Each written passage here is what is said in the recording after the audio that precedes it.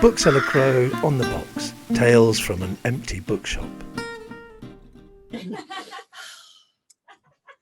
Good evening, Bookseller Crow on the Box fans, and tonight we have a real treat for you. We have two debut authors, debut novelists, I should say, and from Faber.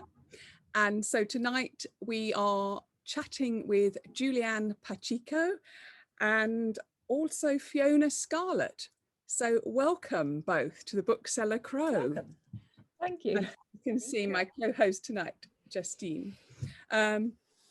So Julianne, you grew up in Cali in Colombia, and she's the author of a book of short stories, The Lucky Ones, which is interlinked short stories, which was published, I think, in 2017 by, and Julianne's stories have been broadcast on BBC Radio 4, published by The New Yorker, Granter, The White Review, and Lighthouse, among others.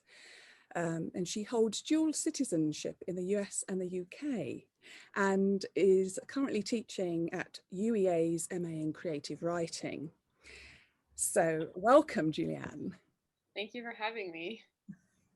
And also we have Fiona Scarlett tonight from Dublin, who's now living in County Kildare.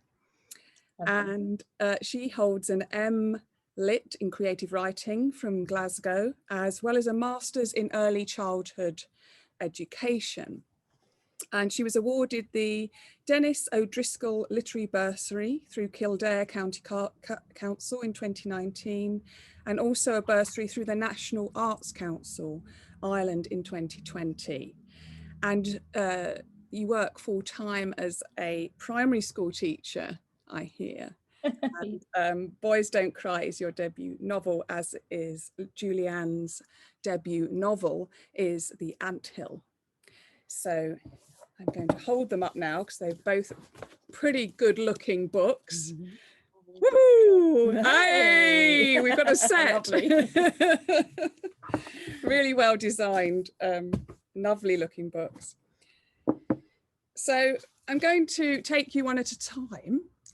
And so we're going to start with you, Julianne, and The Anthill. So I think you're going to. Are you going to get Julianne to read first? Yes, that's a good idea. Julianne, would you mind doing a short reading and perhaps a short intro as well of the book, if in your own words? Of course. And then I always have to say on Zoom, because like when you read on Zoom, like the audience can't always see the book, so it looks like you just have it memorized, but I don't have the book memorized. I have it just here out of the shot.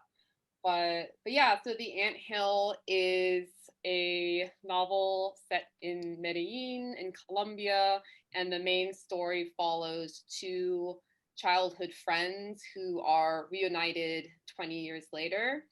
And the Anthill is an after-school community center that one of the main characters works at. Yeah, so I think I'm going to read a part that's about the Anthill staff members kind of journeying, like commuting to the Anthill. And I thought this would be fun to read because a commute is something I've really been missing for the past year. I never thought I would miss commuting to a job, but you know, life is full of surprises. So yeah, so that's what this short excerpt is from. After getting out of the cable car, the five of them walk uphill to the bakery where they'll wait for the bus. They pass landmarks the new volunteer has already come to recognize, even on her second day. The food stand that sells fried intestines. The phone booth covered in peeling advertisements for préstamos. Street vendors call out prices of balloons, bags of dried herbs, cups of fresh fruit. The bustling life of the city, huge balls of phlegm on the pavement, glistening like newborn aliens she has to carefully step over. Is this what it feels like to return? What is she returning to? Is this her country, her city? What is she doing here? At the bakery, Matthias points at the scratched up chairs and tables. Wait here, I'll be right back. The Welsh girl buys something enormous and cream-filled, the German guy buys something greasy and ham-filled, and Shauna buys a pastry dusty with white sugar. The German guy looks at his phone and remarks in awe that this bakery has no reviews. It's not even listed on Google Maps. The new volunteer sits on her hands and looks at the plastic buckets and shovels for sale across the street. This particular street seems to consist entirely of small businesses, cement and fabric, paint and mattresses, little restaurants serving the menu of the day, the inevitable piece of leathery meat and white rice, salty soup and fruit juice. There's even a pet shop with a plastic tub in the window filled with dozens of dirty gray chicks. And standing on the side of the road are the men, skinny, casually dressed in jeans and polo shirts, standing with their hands in their pockets, but looking sharply around, carefully observing every person walking by. Lookouts, guards. I'll leave it at that. Thank you very much. Yes, Laird Hunt said about the Anthill that it's a vibrantly intelligent, layered novel which explores what we choose to do with inherited and self-created identity. And I think that really sums it up very well. So Justine, you're going to ask Yeah. a few questions. Yeah, I really enjoyed reading it. Thanks, Julianne. I found it fascinating on lots of levels. And I'm glad you picked the little section on the commute, because I did a very, very naughty thing after I finished reading it. I went online and Googled films of Medellin, and I went on a metro cable ride with an influencer. Yeah. And it was just such fun. It really was. So yeah, the Anthill is a story about identity and memory. Lina and her once best friend Matty, they both have very different recollections of the same woman, Lina's mother. Could you elaborate on that a little bit? Of course. I'm not going to give any spoilers, so if people want the full details, they'll have to buy the book, which you can do from the bookstore. Yeah. But yeah, I mean, I think in my previous book too, in the Lucky Ones, I also wrote about childhood friends. So that's obviously something that interests me, because I think that there's something about thinking about someone from your childhood. It's like you're thinking about like a former version of yourself. Mm-hmm. And I think there's also something about children. And I mean, I'm sure Fiona can attest to this too from her work with children, where it's sort of a time in your life where I can, feel free to correct me later if I'm wrong, Fiona, because I'm not like a childhood education expert, but I always see it's like a part where like your personality isn't really formed. So there's still like this potential of like, what kind of person you're going to be, right? So by having these two characters meet as adults and they have that kind of difference of remembering the same things differently, it's sort of like you're confronting the kind of person you could have been, but weren't. So yeah, I suppose that's why I wanted to write about it. Yeah, and I can definitely see also this kind of the dual split thing going in the title as well. You've got the after school place called the Anthill, but also having been on that metro cable ride into the city, you also, the city itself is like an anthill with the many different sort of higgledy-piggledy layers building. But the Anthill itself, the place, the institution, how did you come to write about something like that, an after-school place in Colombia, the organization, the place? I suppose the main sort of motivation for wanting to write about it was that I had a lot of personal experience, like working in those kinds of environments. So my background before kind of moving to England and becoming like a teacher is that I worked in volunteer management, I worked in nonprofits, I worked in after school programs, And I always thought that a setting like that would be a really good, you know, place to base a novel in, just because of the potential of having so many different characters, like the parents, the volunteers, the staff members, the kids. I thought that would be a really rich vehicle for fiction. It certainly is a rich vehicle. And the dynamics there are just made for such interesting backstories, you know. And I can't help but notice, stitched through all of that, there's a little flashes of, I have to say it, magic realism in a little sense, but also I spotted an almost, I spotted a bit of science fiction there too. I liked those flashes from the early childhood, and I liked the way you brought them in later with little bits of imagery, like the TV sets looking like astronauts' helmets, etc. Was that deliberate? Is science fiction something that interests you, or magic realism indeed, with the Colombian connection? Yeah, definitely. I would say, you know, I mean, sort of the books I've always loved reading were genre books. So, you know, I mean, even for me, like the idea of genre is worth discussing, but we don't have to unpack that tonight. We might not have time. But yeah, obviously, like, you know, my formative reading years were very much shaped by fantasy, sci-fi. You know, I really like reading crime. Yeah, I've always been sort of like a voracious reader. So yeah, I think that's sort of like good for anyone kind of trying to write, of like, don't be afraid to sort of put things like personal touches of what you sort of personally enjoy into your book. That's the fun thing about a novel, like you can sneak all kinds of things in there. Certainly have.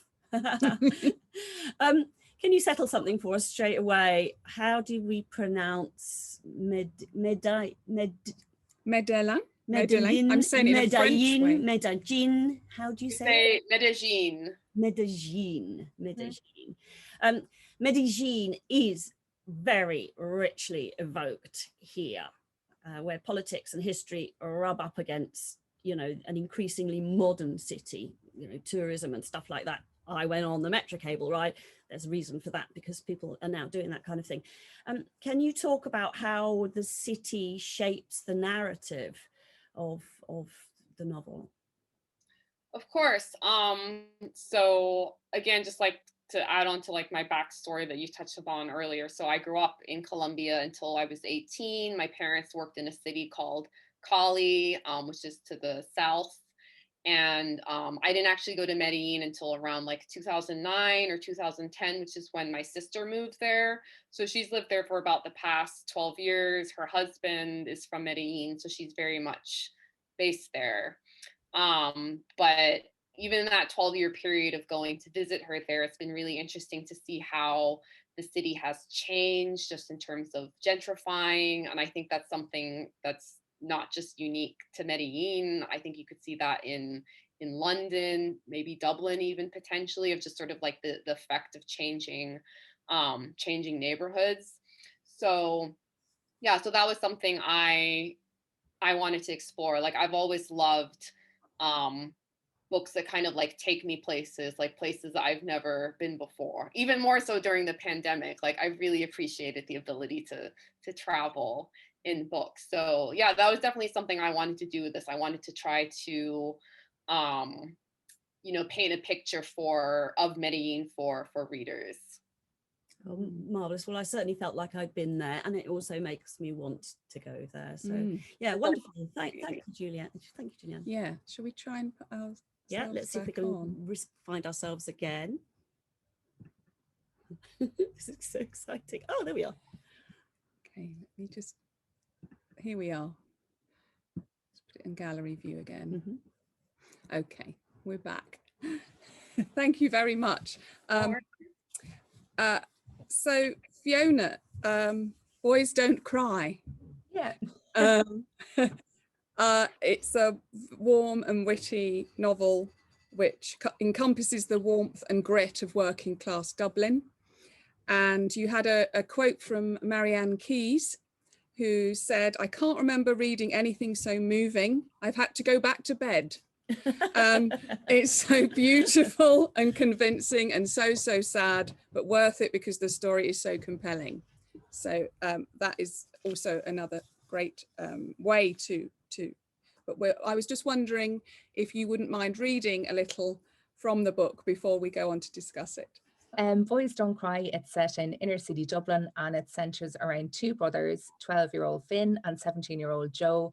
And it's dual narrative. So Finn is detailing the events leading up to a tragedy, and then Joe is detailing the events in the aftermath. And I suppose it centres really around choices and the choices we make in the aftermath of a tragedy, but also do circumstances such as where we're from, what our parents do, backgrounds, do they impact on the choices made available to us? So I'm going to read the very opening chapter, and this is from Finn's perspective. Ice cream, any flavour, chocolate, banana, strawberry, or that one that has all three striped together, sandwich in a wafer. A screwball from Mr. Whippy with double sauce and sprinkles, begging Ma for euro and legging it down the concrete steps, praying that I get there before you left, following the music box sounds of Greensleeves or Teddy Bear's Picnic or Yankee Doodle Dandy. Being pushed in a Tesco's trolley around the back of the flats, Joe giving us all a shot but letting me stay the longest, pushing me faster, spinning and laughing while crashing into the overflowing double steel bins. Mrs. O'Sullivan, reading Rodal, the witches, the twits Matilda out loud, putting on the voices, letting me borrow them after and never asking for them back. My red Transformer, the one Dad got me for my birthday, even with its left wheel missing and scraped off face, it was still my favourite. Swimming in the sea at Dollymount Strand, making sandcastles and kicking them down, poking the washed up jellyfish with a stick and standing on the dead ones. Ma, wearing my pyjamas on the bedroom rad, tucking me in, making sure to plug in my Stormtrooper nightlight, always. Joe, flying down Captain's Hill with me in the handlebars. Joe, sneaking me into 15's films at the Plex with plastic bags of popcorn, fizzy worms and Coke. Joe, sharing his headphones and turning up the volume when Da took chunks out of Ma. I still wish they'd let Da visit. I wish they'd let me home. I wish they'd serve Big Macs here instead of cabbage, mash and ham. Dr. Kennedy said to write it all down, the things I'll miss the most. It's supposed to be part of the process, help me transition, but trying to fit everything in that's busting out the top of my head is sending me mental, because no one has come out and said it yet. Not the nurses, not Dr. Kennedy, not Ma. But Joe asked me if I was afraid, and that's when I knew.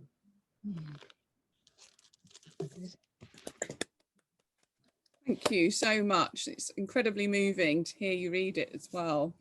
Thank you. Back. Yeah, so the boys live with they live with their Ma and Da in Dublin in a tower block called the Jacks. And it's not an easy place, obviously, to grow up, especially when their father, Frank, is the muscle for a notorious gang. Could you tell me a little bit about this landscape and whether it is based in a real experience or whether it is slightly imagined or a mix? Yeah, it's sort of a mix, sort of my own background and my parents' background. So one of the main inspirations behind the book is my own father. So he grew up in inner city Dublin, not in a tower block, but right in the heart of the city. And when he was about 10 or 11, his father signed him up. There was a man in the inner city who was given free music lessons for children. So my granddad signed up my dad and his brother. And the man who was running the lesson saw potential in my dad and his brother and got him scholarships to go to the College of Music. And then like music was my dad's life from that, like it was absolutely everything. And when he was in his mid-30s, then he went to university to train as a music secondary school teacher. And he went on then to teach in our own community where I'm from, Dublin 15. And the school that he was teaching in at the time, it was there was a criminal drug gang operating out of that area at the time, known as the Westies. And so drugs was quite commonplace in my community. And even though I was living in that community, it was sort of, it was so normalized, you didn't really notice it. And I was removed from it because, you know, I wasn't within that, I suppose, scene. But looking back on it now, like it's, you'd know who the heroin addicts were down the back of the bus, or there was the first drug rehabilitation centre in Ireland was next door to the community school that we attended. So it was very much, I suppose, seeded in within the community at the time. So that's where, and my mother, she's from an area called Ballymun, which housed the only tower blocks that were in Dublin. They're since demolished now. So that was sort of in my background. That sort of area where my mom is from was in the background. So it's a big mix of a whole load of different things really in there. The two brothers, Finn and Joe, take it in turn to narrate the novel. And you use first person in both instances, which is really a wonderful thing in the sense of how you manage to find the distinct differences in between their voices. Could you say a little bit about the process of how you worked with the two voices, or getting them to sound so distinct from one another? Yeah, I think Joe was a really, really hard character to get right. He was the most difficult to write. People think it's Finn because of what happens really in his storyline, but he just sort of wrote himself, and they're completely different characters. Like Finn is very much happy-go-lucky. He's shielded a lot from his environment by both Joe and his ma. So I suppose some of it comes with childhood as well. So he's 12, he's right on that cusp of sort of teenage years. So there's that sort of innocence about him. And as I said, very happy-go-lucky sort of, whereas Joe is nearly polar opposite to that. He's hyper sensitive, hyper aware of his situation. His one thing is he really, really doesn't want to be like his dad. And he thinks, you know, if he goes to this private school, he's got a scholarship and he keeps the head down, he can leave the flats and he can leave his community. And that's what he genuinely believes. But sure, of course, even if what happened to Finn didn't happen, you can't just sever yourself like that. So I found him quite difficult. And it was only late into the editing process where I found myself inserting myself into Joe's narrative quite a lot, as in I was explaining his actions. And it was, you know, the editor was there, do you think Joe would really say this? And I said, of course he would. What are you talking about? He would. It was a webinar with the author of Call Me By Your Name, Andre, Asserman, yeah. So I was watching a webinar about that, and somebody had asked him the question, why do the two characters in Call Me By Your Name not say I love you? And he said, but those characters would never say it. You know as a reader that they love each other, but I don't need them to say I love each other because those characters would never say that. And it was like a light bulb moment, because I was there with Joe, I'm explaining his actions, and I didn't realize I was explaining his actions until I watched that. So I just went back into Joe's narrative then, and I cut so much out of him then. And that allowing the space for the reader is really, really important to me. And then to try and remove myself as the writer as much as possible out of the characters, to let the characters speak for themselves, if that makes sense. So I think then that really helped them with the distinction then between the two voices also. Yes, I must say with both novels, you both trusted the reader for us to bring ourselves to the work, which is a real skill and a real, you know, a real trust in you as writers to give that to us. Yeah, because Finn, the younger brother, his story is heartbreaking. And I must say that I did have my own tender moments of blubbing into a few tissues. I didn't go to bed though. I stayed up. And the timeline in the book moves in a way which adds to the emotional impact of the book, which I thought was very skillful. We learn what is ahead for Paulie Finn, but then we, the reader, experiences how the novel lands there, while also learning about Joe's struggles. And I felt this gave a bigger space to reflect on the nature of grief. And did you intend for the book to work in a cathartic way? Yeah, it's really strange because like I want the reader to know from the very beginning what happens to Finn. Like when I first started writing it, it was always in my head that the reader would know from the very, very beginning. I had thought about it. I did debate about it later on in the process. Oh, should I wait? But as you said, like the book isn't about that really. It's about like the love and the the process of going through grief and how it affects people and all of that type of thing. So it's an exploration of love, I suppose, and then grief, which is love in its rawest form, I suppose. So that's, yeah, that was important to me, that you're sort of going on this, you're going on a journey of that process within a family and how it's affecting the fabric even of the community really as well, you know. Yeah, great. Yeah. I'm going to try and put us back on. Thanks. Yeah, continuing on from that, I'm going to bring Julianne back in. I thought the way you narrated the story was really amazing. Like using the second person was just a really interesting way of narrating Caroline, Lina, all these names that each character had, sort of, and then Matty as well. Did that take a lot of experimentation to come to that that point of view? Definitely. I mean, experimentation is one word you could use. Mess and chaos is another word you could use. And I would actually really like to hear Fiona talk about this later if there's time, to see like what her writing process is like, because mine is definitely just like trying again and again and then seeing just what kind of interests me. And I mean, that's something that I really like about the novel, you know, like people like Ali Smith, or I mean, Ulysses again would be like such a good example of just like the novel is just capable of containing so many different forms. But that was something, since I'd written a book of short stories before with the novel, I thought like, well, I want to be able to try something similar as well. So yeah, so you have a section in second person, you have these sort of strange, surreal, hallucinatory interludes by a first person narrator. You have excerpts that are implied to be from a journal, from a diary. And then you have one of the main characters where her name changes throughout the book. And that to me was just a decision that made sense, because she was a character who didn't really know who she was and is sort of trying to figure that out through the book. You know, we sort of touched upon that theme of identity earlier on. Okay. So to me, it just like made sense that like her identity wouldn't be stable. So yeah, so I highly recommend the novel as a form for playing around for aspiring writers.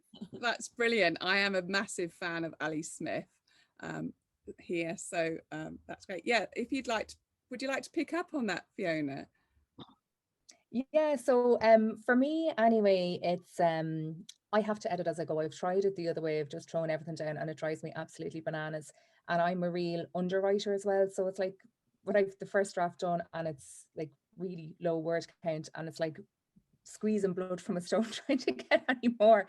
But I have to know the story in my head before I begin, and I don't write anything down. I don't do anything at all like that, but I sit with it in my head, and then I write.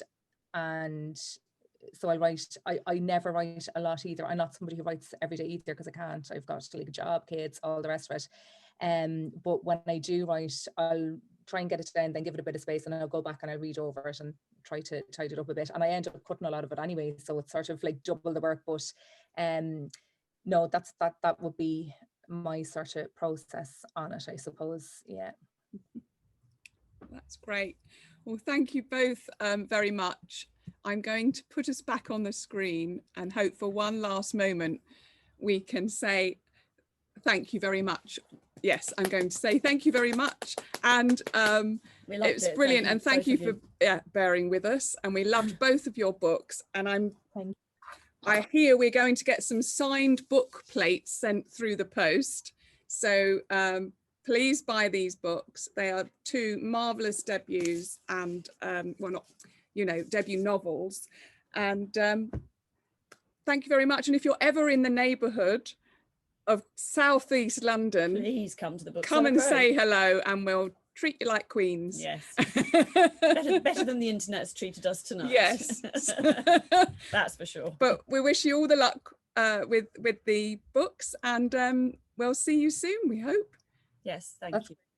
Thank you so much. Here, thank you. Thanks a Thank million. you. Enjoy your evenings. Thank you. Bye. Thank you. They can find you a book for your girlfriend, your husband, your girl, or your boy. And if you've got a need for an uplifting read, Justine and Jonathan can pick out a book you'll enjoy. What a book at the Bookseller Crow on the hill. What a book, what a book at the Bookseller Crow on the hill. Crystal Palace Hill it is. But you can order online.